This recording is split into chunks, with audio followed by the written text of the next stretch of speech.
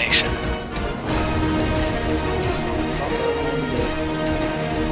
What is today, the 19th? Stay tuned for updates and great sports content. Hello, everybody. Welcome to Sports Scope. I'm your host, Robert Butler, on this 18th day of August.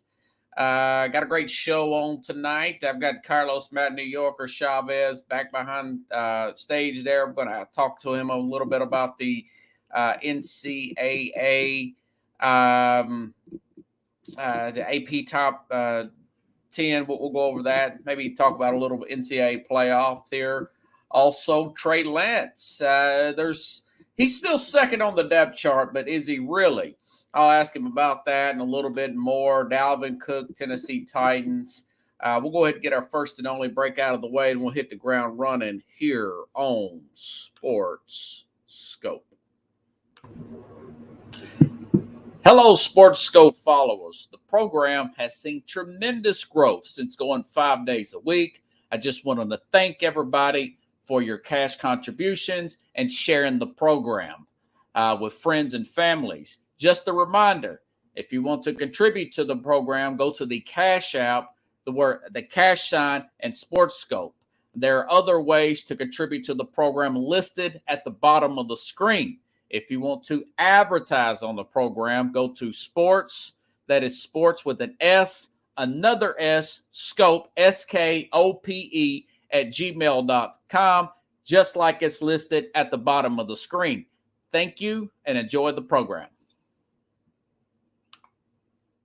Then, also listen, folks, I've got called in. I've got to do a night route here, so we're going to cut the show about 20 minutes short here. I have to do it tonight, so I won't have to fool with it tomorrow. Carlos, what's up, man? Yo, what's up, man? Are you still in Tennessee, or are you back at home in New York? No, I'm still in Tennessee. I'm still riding the wave, son. Yeah. I've got. We'll cut the show about 20 minutes short, maybe 22 minutes short. I've got to do a night route, so I won't have to fool with this tomorrow. But I think we can get everything in. So, man, you know what happens at the nighttime, man? I'm working night shift. It's when the freaks come out, son. Yeah, that and so I was listening to Lionel Richie's Night Shift while I was getting my suit on. Hey, Pickles, appreciate it. Okay, last time I talked to you, Dalvin Cook was just a speculation. Now he is a New York Jet. What are your thoughts on his impact? Plus, Breece Hall's came back, by the way. Yeah, I mean, well, Breece Hall's still young. He's coming back from injury. The Jets need O-line more than they need a running back, but that running back will, ain't that the truth? The running back will at least with that kind of skill, he's an okay running back. He'll at least help Aaron Rodgers try to win 8 games minimum, so we'll see what happens. I mean, they have a lot of talent in all the places, but not in all the right places, right? If you don't have an O-line, you don't have, you got to work from scratch. So, are you trying to tell me they're looking for love in all the wrong places? Hey, listen, I mean, that's true, man. They got Aaron Rodgers now, so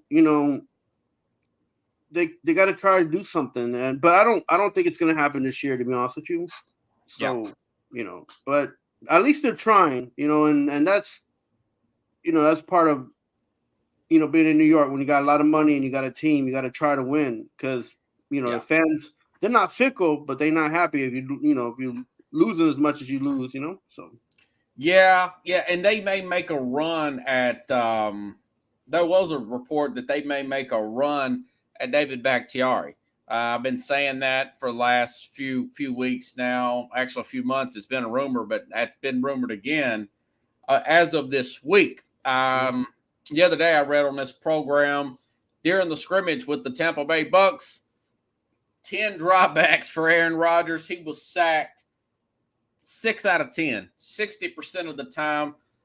You go in with this offensive line, if Dwayne Brown don't come back against Buffalo, I don't know if he's going to make it past the first 6 weeks. He's got to play. By the way, Jim Jeffcoat was a great guest yesterday. I do think that Dallas is a very good team. They got to play Dallas in week 2. They've got Buffalo in week 1. with Von Miller and Micah Parsons there. Rodgers may not survive him being 40. I mean, that whole thing could fall apart, man. All because Mekhi Becton, they need to quit. They need to quit like interviewing Mekhi Becton, and the Jets need to give him away from the microphone and just all he needs to say is had a good practice, got to go home, take care of my new kid. That's it. Don't say nothing. Oh, he loves the microphone, don't he? Dude, don't say nothing. Don't say nothing to nobody. Just handle your business. Try to make the squad. Like just don't talk, man. The media is setting him up for failure. The Jets ain't helping him. They still do the same thing as last year. Rodgers is mad. Like, come on, man. Just get him away from throw in Hard Knocks with it. You're right. This thing sounds like it could just totally go off the rails at any time. And I want to see the Jets play well. I hope they go 11-6. I like Rodgers. Yeah, I don't think so. Like, I mean, I've been calling it since they got Rodgers because they didn't get nobody with him that would help him. And Will McDonald's having a great camp. He was the 15th pick, but if you can't protect Rodgers, everything else is off the table. Right, Rob. You're a 7-10 team without Rodgers. How many games did they win last season? The Jets. About 6 or 7. How many do you think they're gonna win, Rodgers? I think they're just gonna win one more extra game. I mean, well, if he finishes the season, if you're a Jet fan and you see him getting popped a whole bunch of times. Ooh.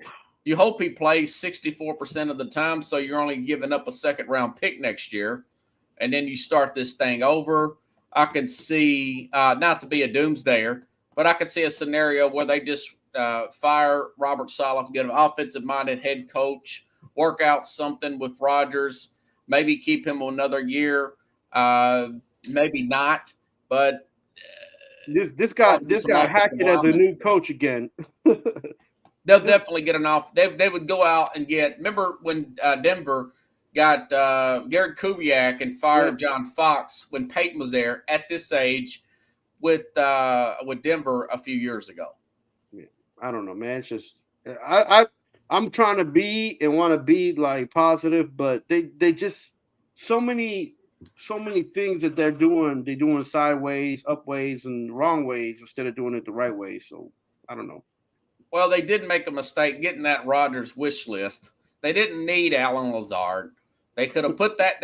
What they should have did, if you want to get a guy that's going to be 40 years old, and you know that everything is worked out behind the scenes, and you know he'll take this kind of pay cut, you could have went out and got Orlando Brown. And there's a guy named Ben Powers, a guard that signed with the Broncos. Then you got left tackle, left guard squared away.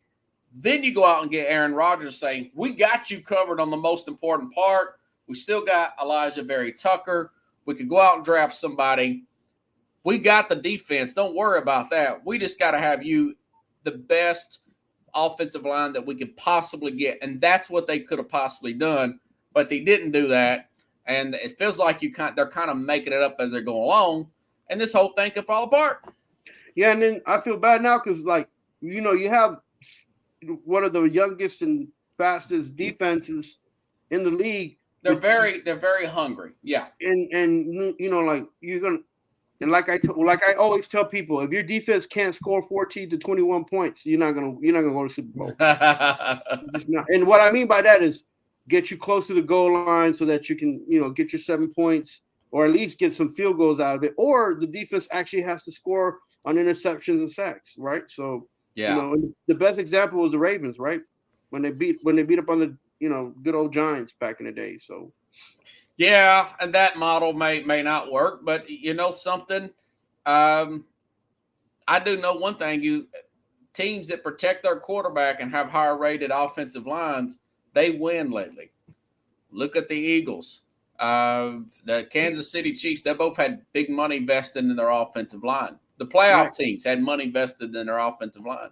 Right. Well, even like LA, who like had at least 4 guys in the line. Defense. That is true.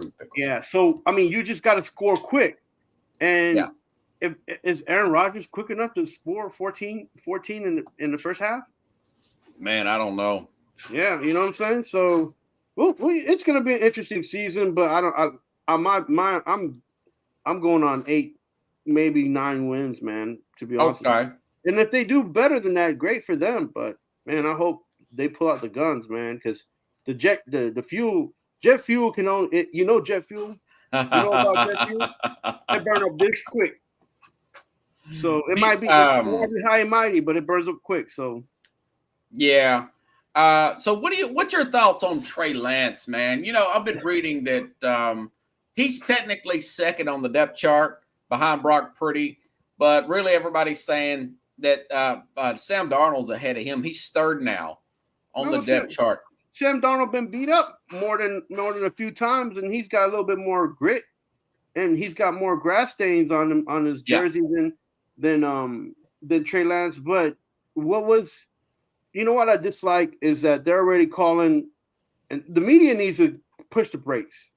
This kid was ranked 4th after the draft combine to be picked 4th, or be the 4th quarterback being picked. He didn't get picked 4th. He got picked 3rd. And they traded a ton to get him. Right. And so if you wanted somebody who was athletic and had upside, you got that quarterback. His problem is that when you got him, you didn't read the specs. And the specs were saying that he didn't have any experience because he only played 1 year due to COVID. He only played 1 full season in North Dakota. So you can't expect somebody. They really rolled the dice with him. Yeah. And you can't expect somebody to be experienced when you drafted them because it was in the paper. It's in one of the cons on the draft sheet, right? I'll read you some of the stuff that was on NFL, man. Like he's got great upside, it's pretty accurate. And then during the combine, it pretty much stated that he had like 10 throws, and out of the 10 throws, 8 of them, 2 of them he shot up over the player. 2 of them were short. So like you have all this information on him. It might be a little bit of time we see him at the combine, but if you put 2 and 2 together, experience is something that Trey Lance never did. Was never high on his sheet anyway. So that's turned into a thing. Now he's played 2 years. He got hurt 1 year. I was listening to someone saying that he's essentially not as. This is what's coming out of their camp. That he's not as fast and as athletic as they projected him to be, and he's just not got his mechanics right. Well, that's not what they said coming out of the NFL draft. That's nothing that none of that was on the sheets, and that's nothing. Well, John Lynch somebody dropped the ball. I think it was Lynch. I think Shanahan actually wanted Mac Jones. So remember those rumors coming out of that draft that Shanahan wanted Mac Jones. We all thought that was a smokescreen. Look, the reality is it's not that they picked Trey Lance. It's the fact that it's not that they didn't do their homework. It's the fact that Trey Lance is on the team, right? And you got to do your best to make sure that he gets development. You can't go back.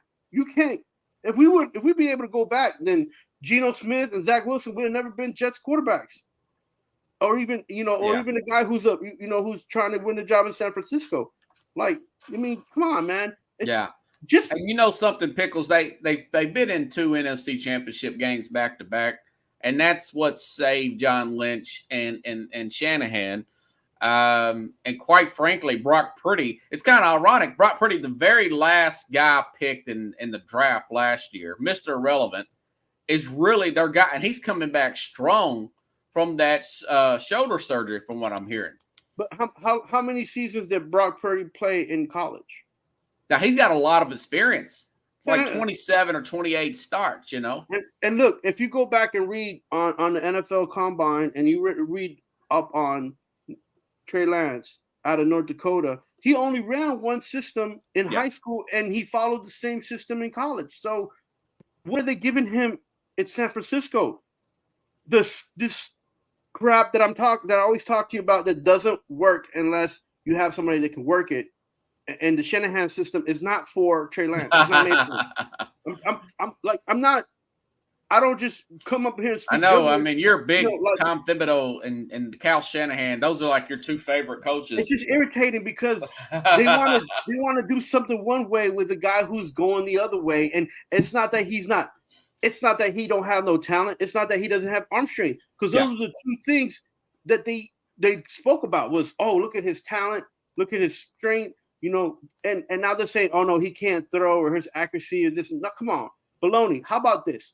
How about you have Trey Lance, who was picked number 3? You gave the Porsche, the Corvette up for him. How about you change the system for him for him to work in your favor? That's what Andy Reid would do. And something, I just believe that it is a learning experience for everybody. By the way, I'm late to the game, but I just now started watching Draft Day. I've watched about 15 minutes of it. I've recorded it, with Kevin Costner. Yeah. And I'm at the very beginning. Spoiler, I know the movie's been out about 10 years. Right. But he makes this big trade the first 15 minutes, and then he trades 3 picks, ironically, right?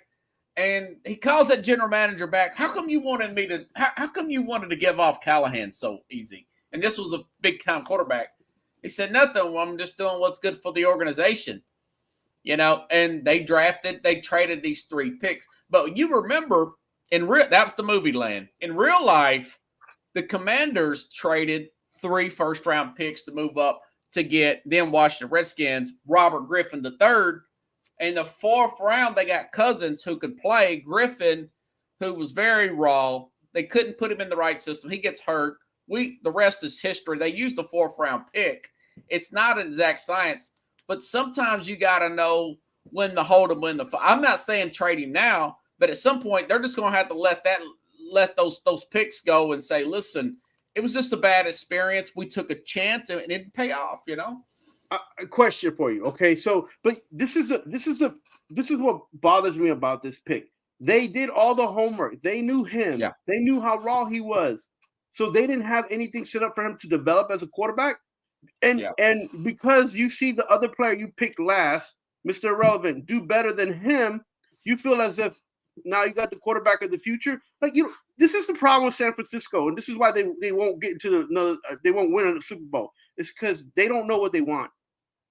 Yeah, that's it. And even though I think it's part of it, like you said, you mentioned the Shanahan system.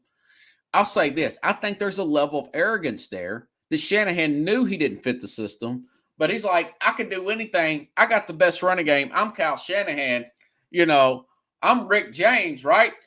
And John Lynch is like, well, he's this height, he throw this far, blah, blah, blah. And the truth of the matter is, you really don't want to draft the guy who's got less than 1 year playing experience in college. Mitch Trubisky, if John Castano is listening, he's a big Bears fan.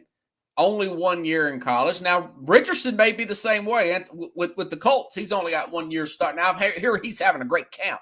But it doesn't matter what these guys do in the moment. What matters is what does the team do in the moment to make these guys feel like they're being successful, right? Yeah. There's a lot of quarterbacks that come through. There are going to be a lot of quarterbacks. Is this the guy you want on your team for the future? And you never wanted him on your team to begin with if you're the head coach. But the GM's looking at you like, this is what you got. So, Yeah. I mean, they got to get it together, man. I'm not a hater of San Francisco, but I really dislike the fact that they throw people left and right and try to make themselves look good as a team when at the end of the day, it's the administration that's lacking over there. And listen, they got rid of a decent quarterback in Garoppolo. You might not like him. Some people might not like him, but every time he plays, he wins. Mike Shanahan, bleep. Yeah, I heard he was smacking John Lynch when he was drunk at the China bar and everything. You can't make this stuff up. San Francisco right now, it went from one of the best organizations to one of the what's going on organizations. And look at this. And if it was that great, then the GM here now in Nashville, he's fixing things up over here. Yeah, and he's trying to make sure that in their defense, nobody bats 1,000. Ozzie Newsome, one of my favorite ever. He always had a problem drafting receivers, but he can find defensive players. He drafted Lamar Jackson. He's got 2 Super Bowls. Ray Lewis and everybody. Sometimes you just got to know. Maybe they hold him another year, but just because you gave up a lot for him and it doesn't work, you got to forgive yourself and probably going to have to move on and just chop it up as a loss. No, Robert, you got to play. You got to play him. You got to make him your number one quarterback, and you got to sell him. You have to sell him so other teams want him. Because if not, you just dropping him in the middle of nowhere, and it not only look bad on you under a team that doesn't know how to develop a quarterback with your Shanahan system, but it also looks bad because you gave up the whole house. You gave up the Corvette for him. Well, they were in the NFC Championship game. They still have a nice house. They've got one Corvette they gave away. They've got two, and they've got a really good defense. And they've got rid of Garoppolo's contract. That's good. And they've got a young guy that they feel, and he's undefeated, by the way. Brock Purdy's undefeated as a starting quarterback. They basically got him for free for 2 more years. Remember, he was a rookie last year. There's a good chance they get the Super Bowl this year because a lot of second-year quarterbacks have gotten to the Super Bowl and won it. Tom Brady, Ben Roethlisberger, what's that? Russell Wilson. Excuse me, I almost forgot his name now. So here we go. I'll go on the ledge and say, like, you know what, San Francisco, they're not balanced well. They have a lot of disgruntled administrators. They have a lot of players there that want out. They have a lot of players there that are not. They didn't like the fact that they got Christian McCaffrey on a huge contract, and it took away from other players getting the ball. So I'm gonna go out on a limb, and I'm gonna sit on the edge. I'm gonna be like, this team is not ill. They might win some games, and they maybe will win the NFC West. But I don't think they're gonna be. I don't see them as a contender. So, well, I think Nick Bosa's still holding out. I have to go back and double check that. I'm telling you, man, but other than that, they're right there in it to get there. I mean, I talked to Jim last night, and I do think Dallas is a legit player this year. And I do not think Philadelphia, as good as they are, history says they're not going to get back to the Super Bowl. That goal there in the 49er land has lost its shine. So if you're a 49ers fan, you better hold on to your seat because the light's about to go down. All righty then. Switching gears here. So what are your thoughts on Will Levis and Malik Willis? Who's got the edge in that Tennessee Titans quarterback battle? I've been following this battle, and I don't feel like Malik Willis is getting his fair share because he was here last year and he was in a few games and he didn't do as well as people expected him to. Yeah. But that experience speaks for a lot. And I feel like Malik Willis is one of those guys who is quiet but deadly. Yeah. And Levis is like loud and brash and shiny. And he's a new kid, so he wants to make noise. But I think that the best decision will be made for who's going to be back up. And I don't feel like it's going to be Levis because as much as he has the potential and he is probably the future of the Tennessee Titans. Yeah. It could be. I think Vrabel's a smart coach, and I think their offensive coordinator, I think they're going to be looking to make sure that everybody's comfortable with the backup, whoever the backup is. Yeah. And now that you got D-Hop in there, he brings experience. I'm sure that whatever he says also will carry a lot of weight, right? Whoever throws him the ball the best is going to carry a lot of weight. So, and I don't think at this moment, I don't think it's Levis, even though he has maybe the better accuracy, but I think Willis has a better arm. I think Willis might be stronger, but Willis was super raw. He's another guy. Didn't have a lot of starts in college. He transferred from Auburn to Liberty. Only reason I think they even kept as bad as he played Malik Willis in the I think the only reason they're keeping him because he's got very good character and he's a hard worker, and that goes a long way. And quite frankly, I would try to keep everybody on the roster at least this year because I'm not sure about Tennessee's line, and I'm not sure if Ryan Tannehill may not get hurt, and he would be a good package guy anyways, Malik Willis. Listen, I think the biggest problem Tennessee has is to make sure that Ryan Tannehill is running a rush offense, like no huddle offense, and making sure he's getting rid of the ball because he's not good sitting in the pocket making decisions anyways, and he needs to use his athleticism to his to his advantage because in the last 2 playoffs you saw that whenever he's in the pocket and he has to make decisions, he's like, what do I do? And then he should run, and he ends up throwing the ball to the outside, or he ends up, shuffling his feet towards out of bounds. And it's like, bro, just run straight. You've been running the whole season. Just run straight.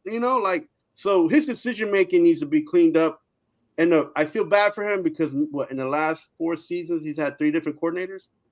So yeah, but he's had the same head coach, and usually he's a defensive coach. Vrabel don't have any effect. But these are all in-house guys, so yeah, I mean, but which means they're keeping a lot of the same terminology. They just may have a little different philosophy with the same terminology. Do you think that if LaFleur they're working together, quarterback coach, offensive coordinator, do you feel like if LaFleur stayed with the Titans, they'd be in the Super Bowl? No, I like Vrabel way, but Vrabel he's a guy that Tennessee can win. I had Rich Ferris in, and he's saying that Arden Key guy is really playing well defensively. We had a scare. The Tennessee here in Nashville had a scare with Trayvon Burks. Right, he's going to be okay. And I'm telling you, I'm watching film just about every day of Hopkins, and man, that guy can move still.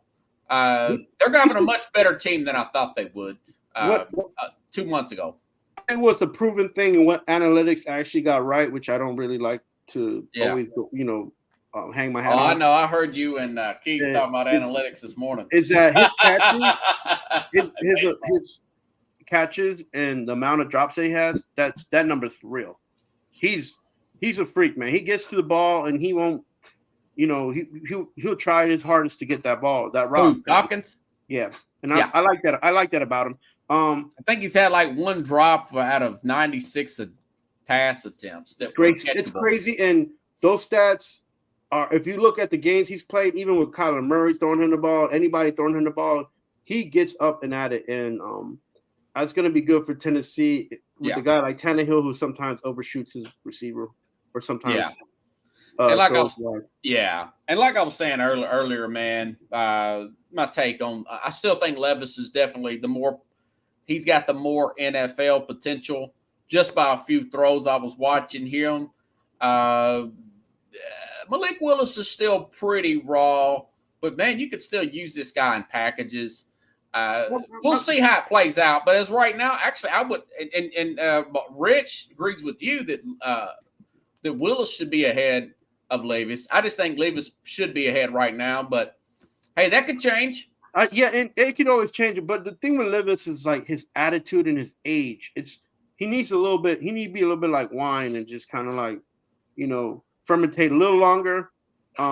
Change his perspective and I mean he's been treated. You could tell everywhere he's gone, he's been treated like a pro superstar athlete, and he needs to calm down a little bit. Like.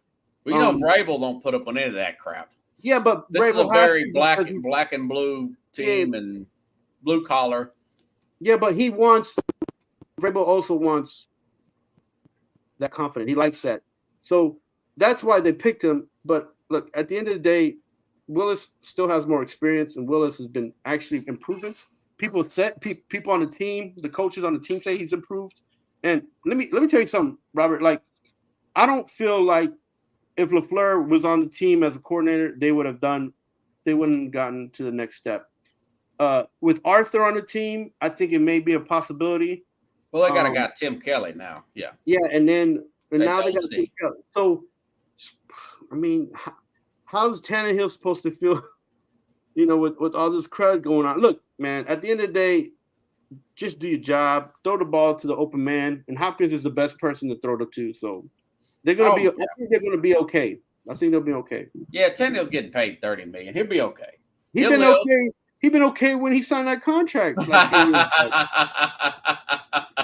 I'm sure he wakes up. He's all right. Yeah, I'm sure he wake up Nothing's like, gonna yeah, something maybe. me. All right. What's that song by? That was in the movie Caddyshack. It's by the guy that sang the song. Oh well, you know It's what an I'm talking. '80s song. Yeah, I Yeah, can't remember his yeah, name right now. yeah. He's the one that did the Danger Zone song. Yeah. I was just listening to an interview with him, and I forgot his name now. It'll come Is to it me later. Is it Henley? Um, It's not who Henley. is it? Pickles. Oh man, I'll probably listen to him on the way out. The Fly on the Wall podcast with Dana Carvey Yeah. and the guy from whatchamacallit in there. They were interviewing him the other day, and he's got a pretty good personality, you know. Kenny Loggins, thank you, Pickles. Loggins, that's who it was, not Henley Loggins. All right. So, out of these teams here in the AP, who do you see? I know we only got about 10 minutes, 9 minutes, or whatever. Who do you see? This ain't predictions. Who do you think has a chance to get in the playoffs this year that maybe nobody's really talking about? Remember TCU got in last year, man. I think maybe Penn State can creep up. That is true. You know, a lot of people's talking about Penn State this year. And like I'm looking at this and I'm like, I can't stand when Michigan and Ohio State are in the top 5, to be honest with you. Because they should always be on the bottom. Ohio State feels like they're overrated this year. Oh, yes. And then Michigan State. I mean, is it Michigan? Not Michigan State, I'm sorry. Michigan. I think, look, I don't want to sound like a SEC elitist, but I feel like Michigan should be, no, hear me out. I feel like Michigan should be number 3, Ohio State be number 4, and I think Alabama should be number 2. I think it should be Georgia, Alabama. Yes. Michigan, and then Ohio State. But it sounds like I'm liking the SEC more than I like in them. If you look at recruiting classes, Carlos, what you're saying is, okay, Georgia back-to-back national championship. We'll give you number 1 for that.